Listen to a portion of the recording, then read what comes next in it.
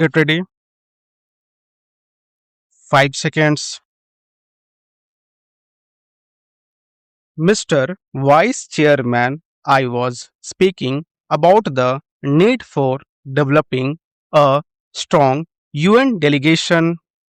I wish that the Honorable Prime Minister would give his attention to this aspect of the matter, particularly in view of the fact that in the next decade or two, politics all over the world would take on a complex character, and it is necessary that men are trained from now on for taking part in international affairs. In the UK and the United States. Such delegations are built with men who have wide knowledge of international affairs, and there should be other qualification for a man to be included in such a delegation. In this connection, I should also like to mention that it is time for government to develop sound conventions regarding the conduct of foreign affairs. In the United States, they have accepted the principle of bipartisan consultation on important affairs of policy. For example, when President Kennedy stood for election, President Eisenhower, even during the period of the conduct of the campaign of President Kennedy, kept him informed about major developments in foreign affairs. We have seen our government sending troops out of this country to the Congo, and at that time I had raised the point that before troops left our country for any assignments of an unusual character like the Congo assignment, members of the opposition should be informally consulted. There will be no question of any leakage of information whatever if leaders in the opposition are consulted on important aspects of foreign policy. The consultative committee of the External Affairs Ministry does go some way to meet the needs of exchanging information about foreign affairs, but the informal consultation of the kind that I mention, where the leader of the opposition and leaders of other parties are called and told by the prime minister about unusual developments, would strengthen the conviction that the foreign policy of the country has the support not only of the Congress party but also of the entire country.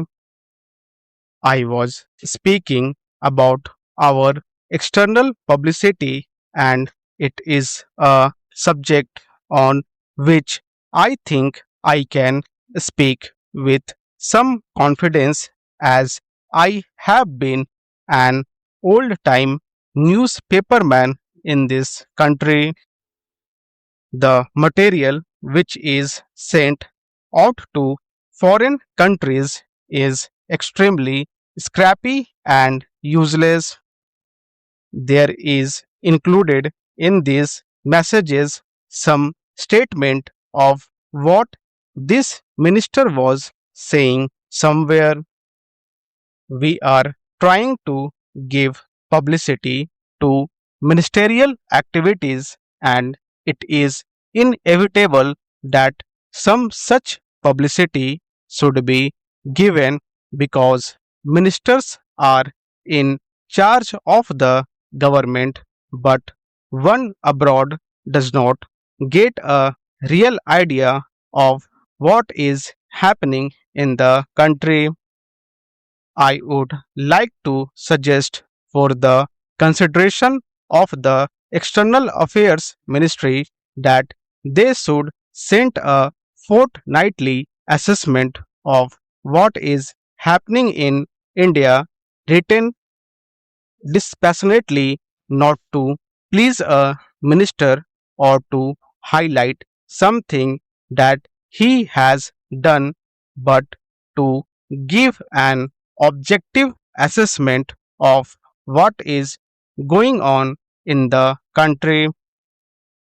In the old days, when the British government was in existence, such fortnightly reports used to be sent by various state governments, and I think a beginning can be made in that direction in this matter. The other point I would like to suggest is that publicity is a complicated and technical matter. The Foreign Service, as it is constituted today, does not have sufficient training in publicity. The Estimates Committee, which went into the demands of the External Affairs Ministry, mentioned about the methods of training which have been adopted, but since our foreign service men are not trained in publicity work, and one sees, for example, that a lot of confusion has arisen in the United States over Ambassador Nehru's statement. I think the External Affairs Ministry might well set up a committee of members of parliament who are conversant with external publicity and some newspapermen to advise the External Affairs Ministry from time to time. I do not think that the committee will ask for information which is confidential or secret, but they can assist the newspaperman. There are a handful of competent men who would be willing to serve on the committee in an advisory capacity. They would be able to tell the External Affairs Ministry what should be done in order that our news publicity abroad is better. I might mention also that the Estimates Committee had recommended the creation of a cultural cell. Sir, to my mind, we have also to be clear in our mind regarding the objective of rural industrialization. Do we mean to have only diversification of rural economy, and are we going to have rural industrialization only in order to give some help to those who find themselves unemployed during a certain period of the year? Are we aiming at utilizing local resources and meeting local needs through diversification of rural economy, or have we a more fundamental objective in mind when we are trying to industrialize the rural areas? Without this, I am afraid rural industrialization will not be possible.